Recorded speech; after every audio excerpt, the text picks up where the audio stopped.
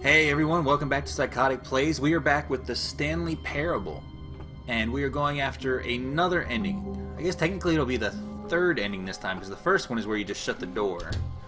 I guess that was an ending. All of his co-workers were gone. What could it mean? Stanley decided to go to the meeting room. Perhaps he had simply missed a memo. No matter how hard Stanley looked, he couldn't find a trace of his co-workers. That's different than the last time. Before it said, what did it say before?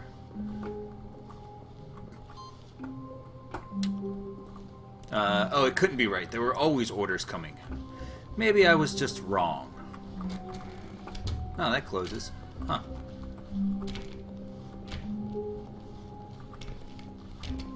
Okay.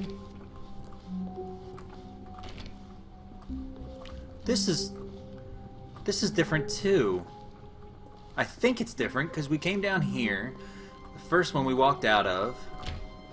We came around this way. Oh, well, I guess same spot. When Stanley came to a set of two open doors, he entered the door on his left.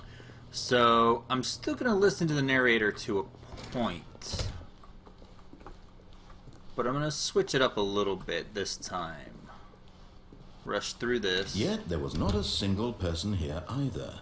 Feeling a wave of disbelief, Stanley decided to go up to his boss's office, hoping he might find an answer there. It opened. Stanley stepped into the broom closet, but there was nothing here, so he turned around and got back on track.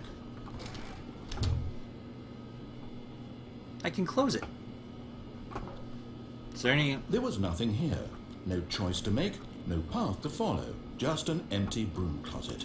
No reason to still be here. There's got to be something in here, right? I mean, why... Like a door, or... It was baffling that Stanley was still just sitting in the broom closet. He wasn't even doing anything. At least if there was something to interact with, he'd be justified in some way. As it is, he's literally just standing there doing sweet F.A. Sweet F... Oh... Oh, come on, there's got to be something in here. Are you really still in the broom closet? Standing around doing nothing? Why? Please offer me some explanation here. I'm genuinely confused. There's got to be something, right?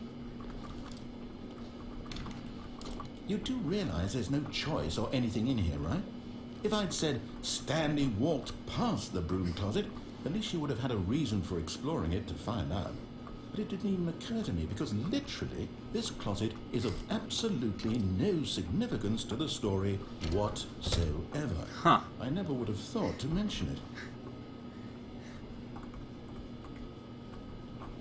I wonder what else he'll say. Maybe to you this is somehow its own branching path. Maybe when you go talk about this with your friends you'll say, "Oh, did you get the broom closet ending? The broom closet ending was my favourite." I hope your friends find this concerning. Well, so far it is my favorite. Stanley was fat and ugly and really, really stupid. He probably only got the job because of a family connection. That's how stupid he is. That or with drug money. Also, Stanley is addicted to drugs and hookers. Well, I've come to a very definite conclusion about what's going on right now. You're dead. Am I? You got to this broom closet, explored it a bit, and were just about to leave because there's nothing here, when a physical malady of some sort shut down your central nervous system and you collapsed on the keyboard. Well, in a situation like this, the responsible thing is to alert someone nearby so as to ensure that your body is taken care of before it begins to decompose. Hello? Anyone who happens to be nearby? The person at this computer is dead.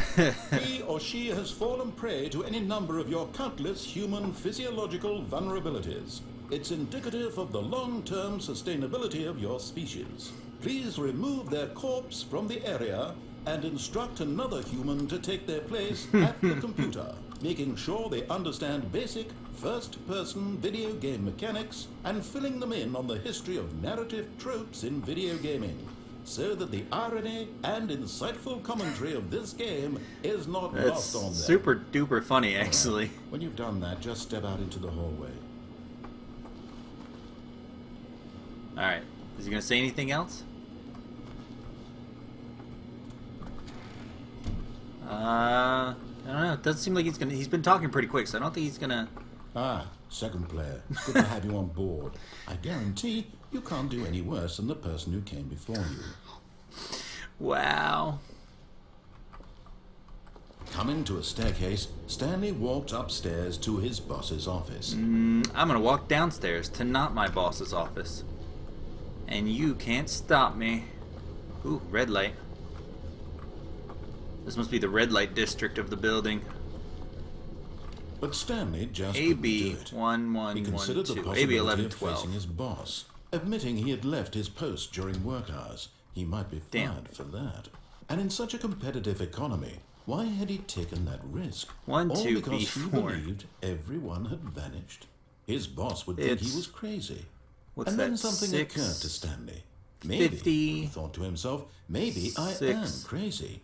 All of my coworkers and- blinking no, mysteriously out of 2:30. existence in a single moment for no reason at all. 7:30, None of it made any logical and sense. 6, noon. And as Stanley 12:30, pondered this, noon 30. he began to make other strange observations.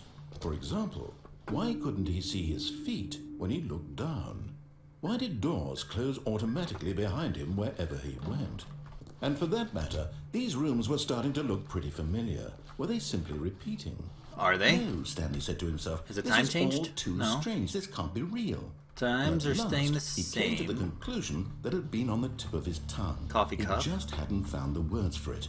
I'm dreaming! Oh, of Yeah. course. This is all a dream. Oh, what a relief Stanley felt to have finally found an answer. Give me a an soda. explanation. His co-workers weren't actually gone. He wasn't going to lose his job. He wasn't crazy after all. And he thought to himself, I suppose I'll wake up soon. I'll have to go back to my boring real-life job pushing buttons. That's how I it may works. as well enjoy this while I'm still lucid. So, he imagined himself flying and began to gently float above the ground. He Nice. imagined himself soaring through space on a magical starfield, and it too appeared. It was so much fun. I'm the And Millennium Stanley Falcon. marveled that he had still not woken up. Huh. How was he remaining so Pretty lucid. And then perhaps the strangest question of them all entered Stanley's head.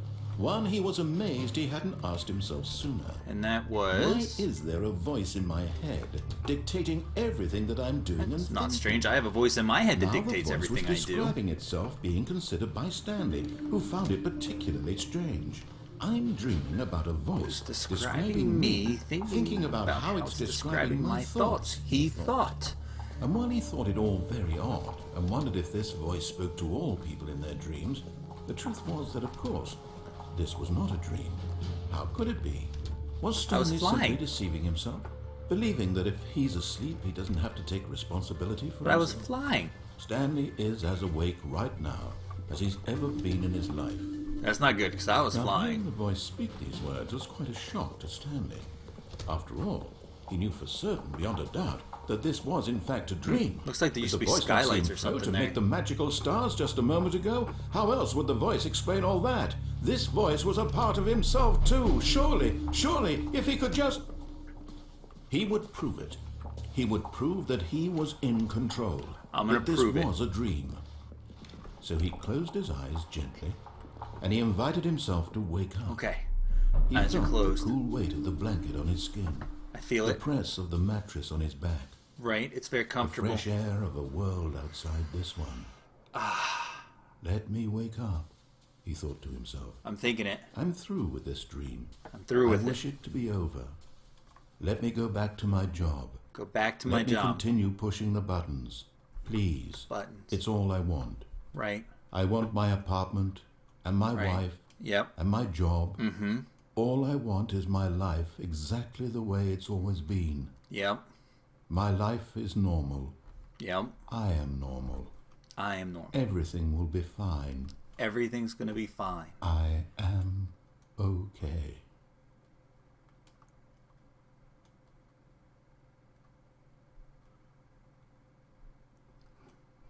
Stanley began screaming. Please, someone wake me up. My name is Stanley. Jesus. I have a boss. I have an office. I am real. Please, just someone tell me I am real. I must be real. I must be. Can anyone hear my voice? Who am I? Who am I? And everything went black.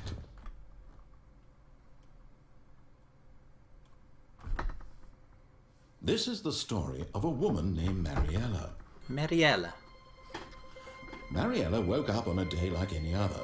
She arose, got dressed, gathered her belongings, and walked to her place of work. But on this particular day, her walk was interrupted by the body of a man who had stumbled through town talking and screaming to himself, and then collapsed dead on the sidewalk. Well, I was in my office. She soon turned to go call for an ambulance. For just a few brief moments, she considered the strange man. Right. He was obviously crazy. This much she knew. Everyone knows what crazy people look like. And in Pretty that true. moment, she thought to herself how lucky she was to be normal. I am sane. I am in control of my mind. I know what is real and what isn't. It was comforting to think this, and in a certain way, seeing this man made her feel better. But then she remembered the meeting she had scheduled for that day. Gotta make your meetings. The Gotta be very punctual. important people whose impressions of her would affect her career, and by extension, the rest of her life. She had no time for this, so it was only a moment that she stood there, staring down at the body. And then she turned and ran. Okay. The end is never the end, is loading. Okay, so that was ending 3, I believe. I'm really kind of confused. So it's not a dream, but it was a dream, but he's dead, and now he's alive again. And he was flying, and there were stars. Okay, well, that was an ending, so that makes the end of this episode. Thank you so much for joining me, everybody. If you liked the video, go ahead and subscribe, or let me know what you didn't like about it. Let me know what you want to see. Leave a comment below, just let me know. Thank you so much for joining me, and I will see you next time.